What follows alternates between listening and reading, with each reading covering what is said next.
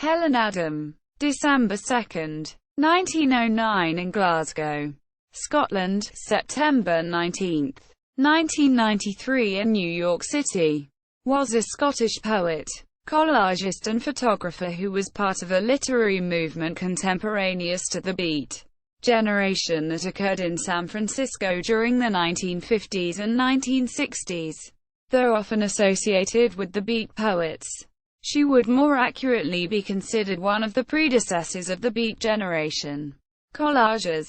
From Kristen Prevalette. In a dark forest, a woman in a white strapless evening gown is stiffly toppling into the arms of a gigantic tarantula. One of her arms is nestled comfortably between the spider's strong, hairy forearms, and she appears comfortable with the monstrosity that is cuddling her.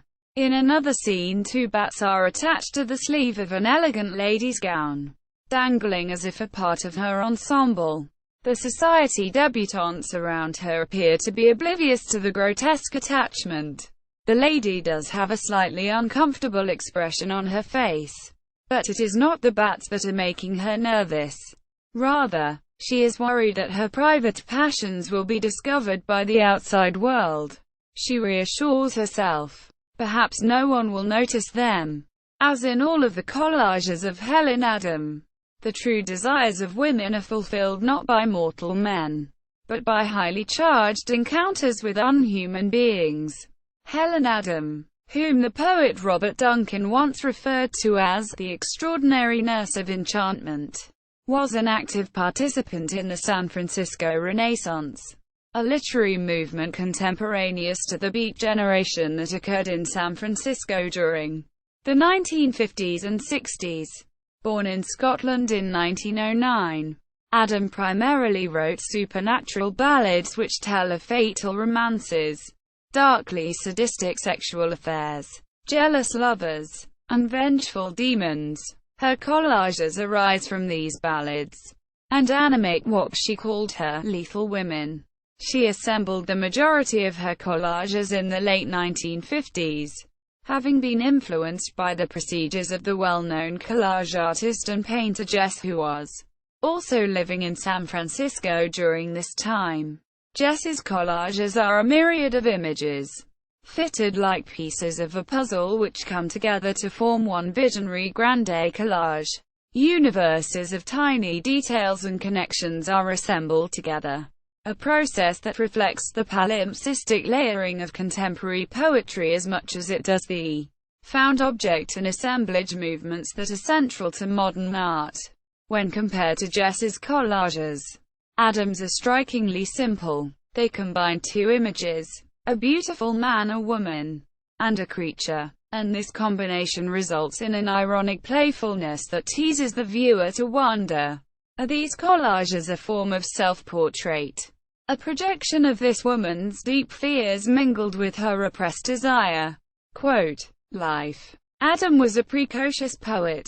Her first book, The Elfin Peddler, was published in 1923, when the poet was 14 years old. That book was in the Victorian genre of light verse about fairies and other pastoral subjects. Her early books were well known and widely reviewed. The composer Sir Charles Villiers Stanford set selections from The Elfin Peddler to orchestral music, and performed them widely. Adam attended Edinburgh University for 2 years. After leaving Edinburgh University, she worked as a journalist in London. In 1939 she moved to the United States and eventually moved to San Francisco. In San Francisco she worked with such influential poets as Allen Ginsberg and Robert Duncan. Adam also developed her first theatre piece, San Francisco's Burning, a play with music, as well as unique visual designs and curtain by the San Francisco artist Gary Schwartzberg, who worked with her on various theatre projects prior to her moving to New York. One of the oldest of the poets in the San Francisco Renaissance, she worked closely with Duncan, Jess, Madeline Gleason, and Jack Spicer, among others. She also encouraged many of the Beat poets as they began to explore performance and writing as an art form. While her continued use of the ballad form mystified many of the poets more associated with the movement, the magic and knowledge she brought to San Francisco startled the young wild sages of its Renaissance with a special kind of madness. Quote, Helen Adam and her sister collaborated on a ballad opera entitled San Francisco's Burning, which was published in 1963 and reissued in 1985 with score by Al Carmines and drawings by Jess. A collection of her poems was collected in a work titled Selected Poems and Ballads. She was one of only 4 women whose work was included in Donald Allen's landmark anthology, The New American Poetry 1945–1960. 1960. Adam also acted in 3 films. Flotsam, a 45-minute art film done in San Francisco by her friend, the artist Gary Schwartzberg. Death and Our Corpses Speak, both of which were filmed in Germany.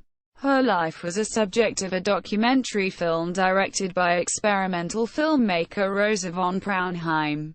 Her papers are held at University at Buffalo, the State University of New York, and Kent State University. Awards.